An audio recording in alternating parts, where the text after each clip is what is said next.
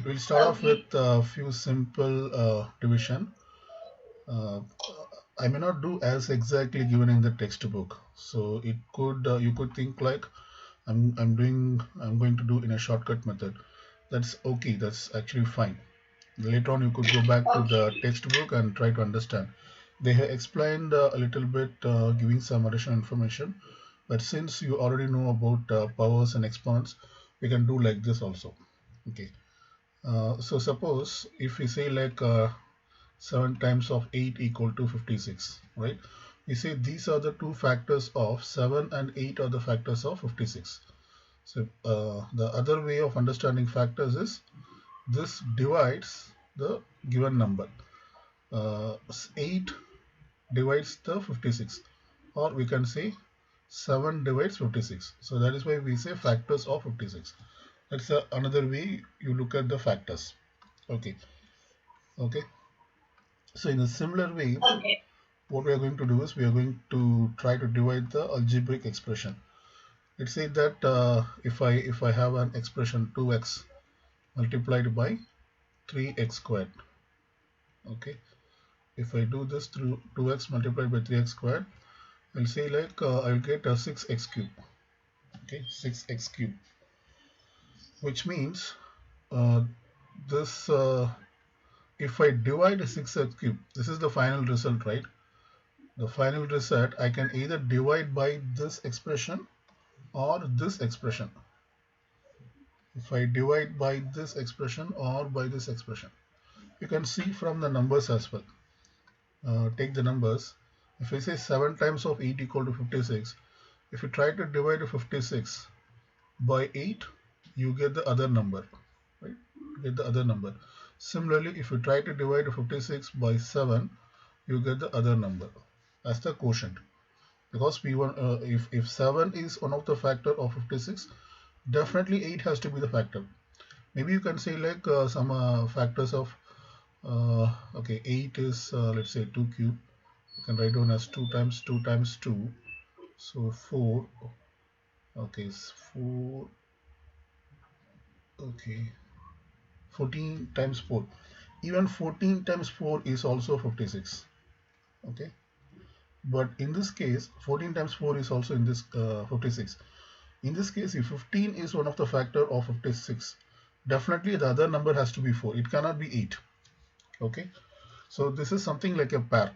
If you have if you multiply two numbers and you get a result, and if you think of in an inverse, division is basically an inverse operation.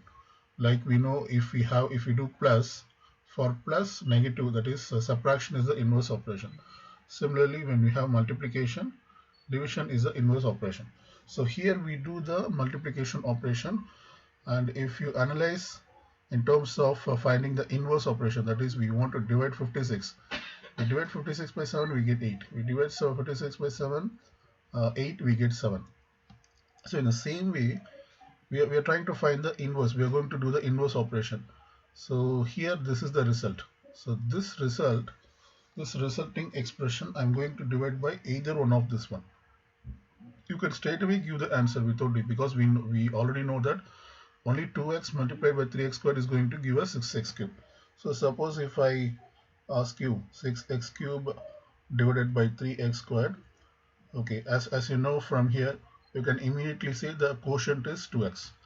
Or else if I say if I do 6x cube divide by 2x, you can immediately say the quotient is 3x squared, because only this pair, this only when you multiply these two expressions, you are getting 6x cube. So if you divide 6x cube by 3x squared, you will definitely get the other one. And if you divide 6x cube by 2x, you will get the 3x squared. Okay, this is a simple example. And but actually, if we have to, since we don't know, suppose let's say that we start fresh, we don't know anything, and there is a question like let's say 8x power 9, you divide by 4x power 5. This is a completely new question. See, and here we know that these two, when we multiply these two, we are getting the Sure. yeah. Oh, Yes, don't look like that. This is a complete new So example. actually, you didn't have the control, so I was in a different page the whole time. How about now? Yes. Can you see? Did you miss all this part? Yes. Okay, please have a look at it. Okay, I explained you about this one. 7 times 8 is 56. I divide 56 by 8. I will get 7. If I divide 56 by 8, 7, I will get 8. Then I do with expressions. 2x times 3x squared, I'm getting 6x cubed. And so if I divide 6x cubed by 3x squared, I will get 2x. Or else if I divide a 6x cubed by 2x, I will get 3x squared. But the thing is, here we know. Here we know that we multiply these two expressions, we are getting this 6x cubed. Okay, so maybe it's already known to us. If we divide 6x cubed by 3x squared, we definitely this we should get only this 2x, not nothing else. But excuse me, suppose if you are starting off like this, if you have been given a question like this, here you don't know the other pair, or what is that you will get, you don't know, right? What is that you have to multiply? Maybe you can think of a division as something like this, division. Okay, something like, what is that I have to multiply with this one so that I get, maybe you consider that as a big X multiplied by that is a, you call this as an expression, some expression multiplied by 4x power 5. Okay, is giving you 8x power 9. So if that is the case, what is this expression? No need to put x, we will put a question mark itself.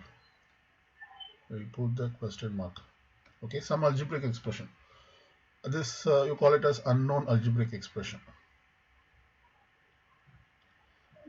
Okay, so you can think of the division as like multiplication also. So I have to multiply this 4x power 5 with some other algebraic expression so that I get 8x power 9. So what is that it has to be? Okay, let's do this as explained in your textbook. First we will start off doing like this, and then I will explain you how to divide quickly. So what you do is you take Okay. this 8x power 9 first. 8x power 9, write down in the factor form. Like 8 I can write down as 2 times, 2 times, 2 times. Okay, and then x power 9, okay, I have to write down like 9 times.